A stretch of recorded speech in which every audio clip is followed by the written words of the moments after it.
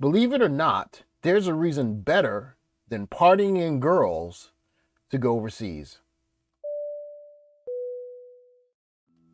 So, what could possibly be the reason that is better for going overseas than looking for girls or women and, partying? Well, it has something to do with this graph here.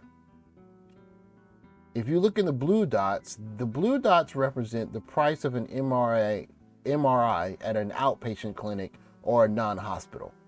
And so you can see those prices range some pretty close to about $500 ish, right?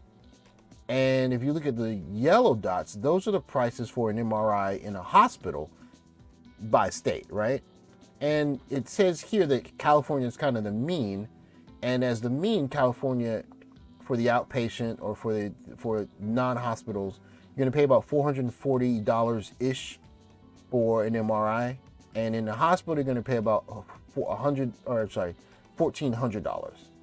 And you can see on the high end, it can go as high as $4,000, $3,000 is that Michigan, Oklahoma, Washington, South Carolina. It goes above $2,000 for an MRI, right? Now we're going to juxtapose this against the cost of an MRI on average in New Zealand, South Africa, UAE, United Kingdom, Switzerland, and Netherlands, right? So you can see there's a drastic difference. The next country is almost half the price of what an MRI costs in America, right? And so one of the very huge benefits to traveling is universal health care.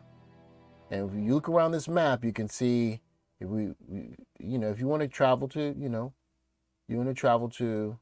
Europe, that's your prerogative. But we see, as a matter of fact, I'm gonna see if I can pull this down so you guys get a chance to see this.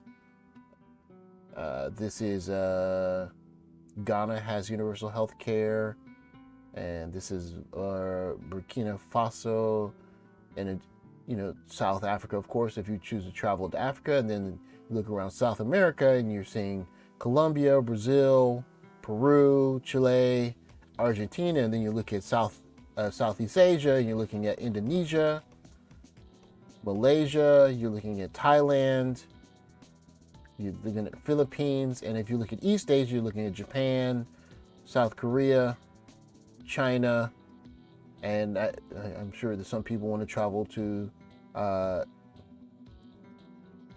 India. India, and so you can see that a lot of countries that have universal health care, right? So I'll let you guys scroll down so you can see the complete list, but you can see that it is for a lot of countries, you can go to the country and you're not gonna have to take out a mortgage to go to the doctor, right? That is a thing that we as Americans are kind of really accustomed to, is just we're really afraid of going to the doctor because we know it's going to be expensive, right? And so I can speak to this myself. I showed the MRI graph earlier here. These are the MRI numbers, and what I was here my first couple of years here, I fell and broke my wrist, and I went and got an MRI for the wrist. And I remember I waited a couple weeks because I thought maybe it wasn't a big deal. And I remember I was somewhat scolded by the doctor because he said if you had come here earlier, it would have been much easier to fix. And I was afraid of the cost. And so I got the MRI, and the MRI was less than $100. It was probably about $60 US, $70 US. And I got the DVD scan. I took it home with me so that when I went to the rehabilitation, whatever, they could look at it and see what kind of, rehabilitation was needed and whatnot. But this idea that we're super scared of going to the doctor because of the cost, that's a uniquely American thing. And maybe that's something that is worth unlearning when you guys travel, because every country doesn't treat healthcare as a profit driven entity. Like some countries actually see healthcare as a kind of a human service, as as a way of servicing their citizens so that they can function better. But America is America. But I want you to, so a lot of you guys, a lot of the passport bros are going down to South America. So I wanted you guys to hear, and I can't 100% verify this, but I don't see this citizen having any reason to fabricate this. And I haven't been to Brazil, but you might want to verify it on your own. But I want you to listen to her explain the healthcare system in Brazil even for travelers. You need a SUS number to be able to access this free healthcare. This is how it looks like. This is my SUS. You see the logo there, SUS. Here, Sistema Único de Saúde. This is all you'll be needing. Get over your CPF to access the free healthcare. Be it dental, if you have problems with your teeth, you have surgeries that you want to make, you have C-section birth in Brazil is free, C-section, whatever thing you want to do, if you're sick, all the medications and everything is free using this. So where can you get this SUS card is what I want to explain in this video. So to get this SUS card is pretty straightforward.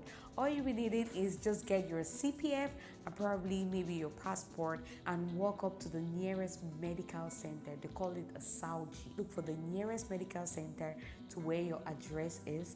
Walk up to that, present your CPF and say you want the SUS card. They're going to do the rest of the process. So when you go to the hospital, they're going to ask you for your CPF and the SUS card. Everything you do medically will be registered here in the system. When you want to go. So you see how simple that is, right? If you, now I haven't been to Brazil, so I'm only speculating, but as she explains it, you take your passport, you probably register where you're staying, and you register for the SUS card, and then you go to whatever hospital or dentist, and you heard what she said is covered. Dental, she said C-section, any kind of surgery that you're needing. And so if you're an American and you're not rich, I mean, you'll basically need to mortgage a used car for the kind of surgery she's talking about, right? You'll need thousands of dollars for any of the surgeries that she's talking about if you were to do them in America. And there are people who travel for medical attention. There are people in America who travel for medical attention. So don't discount the fact that that is a huge plus for people that are looking to travel overseas and you know, do things. You know, you can party, of course, but you can also factor into the decision that while you're about to go partying, you could kind of do it concurrently where, oh, by the way, I got this cavity, I want to get it looked at, and, you know, fly down there and, you know, you probably, I'm not sure if it'll be totally free or you have to pay some out of pocket, but I can guarantee you it'll be less than what you'll pay in America. Now, this is Brazil, okay? So Brazil is one story, and I want to go to the other side of the world, and this is a story from Malaysia, and I want to detail this story. I want to walk through it together so that we can see that it's not just, you know, certain given countries, but there are various countries that have viable, dependable, affordable healthcare. We'll start the story. We'll let you know once we get there. So we're in the hospital now. We've seen the first sort of lady, and they've rushed us through straight away. So now we're waiting in the second section. I've never been seen faster than that in like any hospital. Like when I broke my arm, snapped my thumb, like cut my eye open. I've never been seen faster than that. So enjoy it. It costs 120 RM just to be seen. So keep you updated. So he's saying RM. I do think that would be the what is it? The ribbit. Hold on a second. I think it's the see if I can get the yeah, RM would be, I guess, the national currency. So I think RMs would translate basically to he said 120, so that would be about $20, $25 US. At the high end, it's probably about $30 US. So we're gonna walk through this ordeal with him, and I'm not sure what happened to him, but it kind of suggests maybe appendicitis. I'm not exactly sure, but he got a lot of work done. So I'll let you listen to him detail it. So now Dan's got to have some blood taken, and we're going to be waiting here for 2 hours. And then an X-ray. And then an X-ray. And then the surgical team have got to come down and have a look. And then he's got to see the surgical team. So basically, he said he got some blood work done. He was going to get an X-ray. He is going to get looked at by a surgical team. And this is nighttime. This is evening to night. So he might have been in the hospital for probably about 6 to 7 hours, maybe a little bit longer, give or take. I'm not sure. But this is nighttime. So he's getting those different things looked at by a surgical team at night, okay? So this is him after the evaluation, okay? What's going on? My surgery. Are you waiting for your surgery? How'd you feel? Alright. My surgery's costing me 320 ringgit. No, you said 500. Well, maximum 500, 600.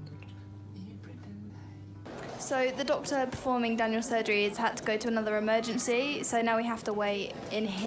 Okay, so we are saying that he's having to wait, but what's going to actually happen is he's going to get the surgery the same day, right? And you saw, I want to make sure I put this back up so you can see it. He said he's going to have to pay 320 Malaysian ringgit out of pocket, which is, what, $70? And so I'm not sure if this all gets added together or not, but so far he said 25-ish plus, I'm sorry, he said 120 plus 320.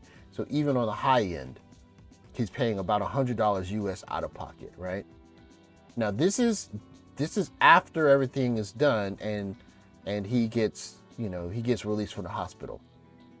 Because no trains are running as it's like 3:30 in the morning, but our driver drove fast, so we got home really quick. How are you feeling? I feel violated. I feel awful, put it that way. I've got so much medicine that they've given me to take, and I've got to go and get more. Okay, so this is him basically walking back up into his apartment after he's had the surgery and he got a lot of medicine, and he's gonna wake up in the next morning. He's gonna detail his whole experience. So take a listen. Other than that, I'm glad it's sorted, but I do not feel good. I'm not in a good way. So we'll do a sit-down talk upstairs and explain the rest. What's up, guys? It's the next morning now, and I'm just going to do an outro to this video. So first of all, I'd like to say thank you to everyone at the hospital. The service there was amazing. We got rushed through straight away from the second we were there. Had doctors with us the whole time. The waiting list for the surgery I actually had was 2 to 3 months, and instead they decided to do it then and there on the spot. So I'd just like to say thank you. The procedure went fine, and I feel alright now. So hopefully I'll recover in about a week. But the doctors were amazing from start to finish. They even ended up ordering and taking us to the taxi at the end. And so yeah, I'd just like to say thank you.